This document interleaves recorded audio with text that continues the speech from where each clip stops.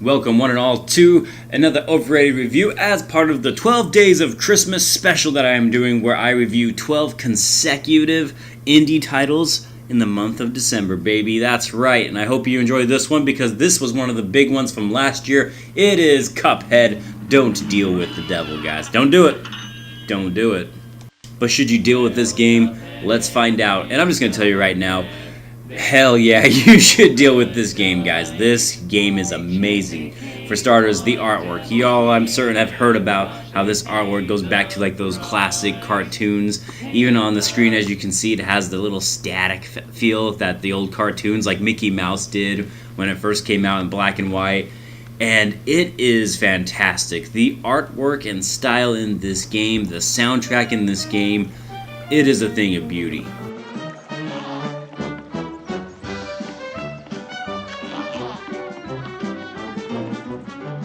So let's talk about the gameplay now.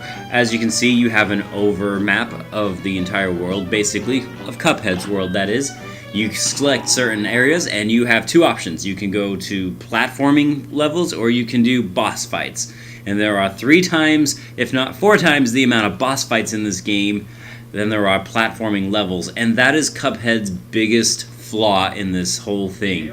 I love these run and gun stages where you have to it's a standard platformer that's very challenging, very fun, with monsters that are constantly thrown at you, with challenging platform sections. There's only 6 of them, though, in the game. That is so disappointing.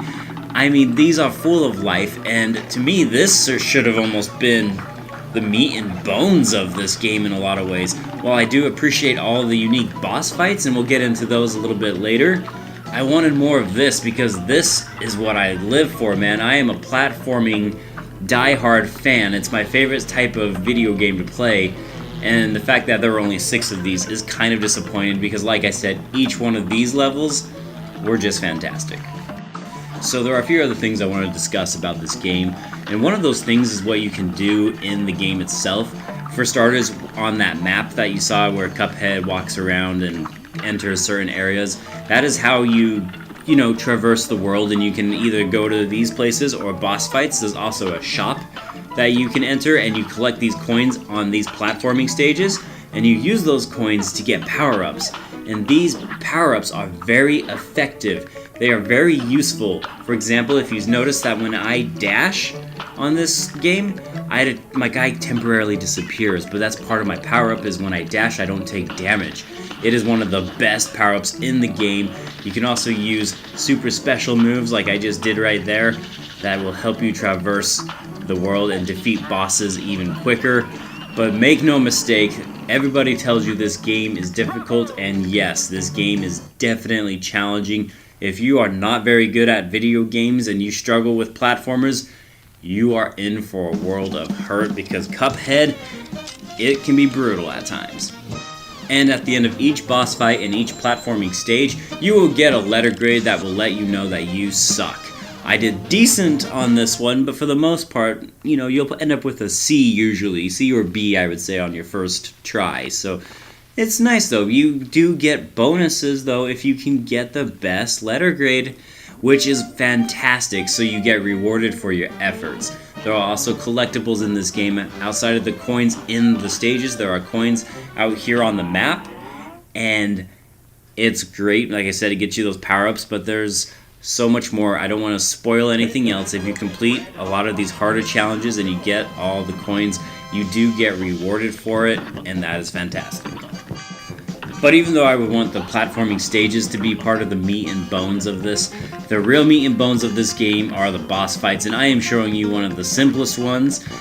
These boss fights are amazing. I'm not even going to pretend like they're terrible. They are just absolutely fantastic and unique. You will need to memorize your enemy's moves, and they do mix it up on you, so you can't have perfect memorization.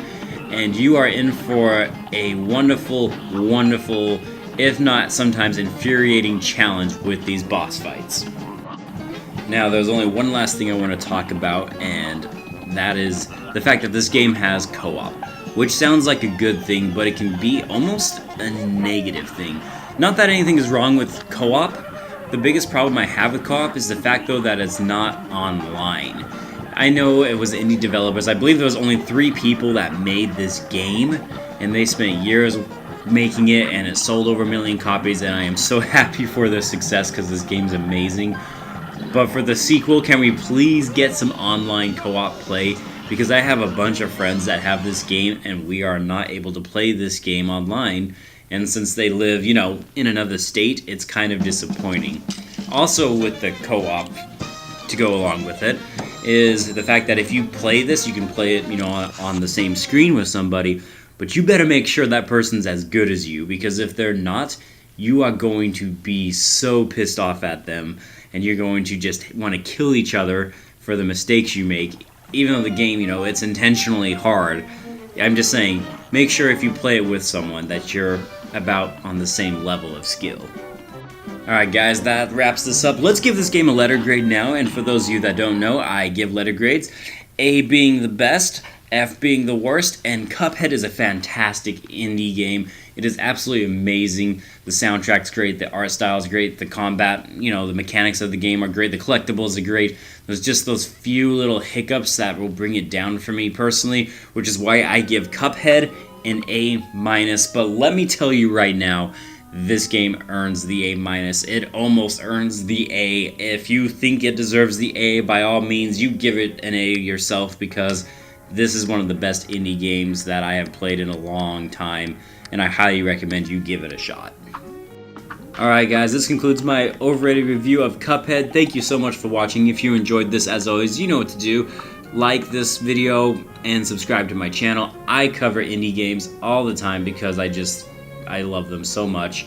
And this has been part of my 12 Days of Christmas indie special, so if you want to see more of these, I will be posting one up every day starting from the 13th on to the 24th. And I'll see you guys on the next video. Out like a trout, and have a good day.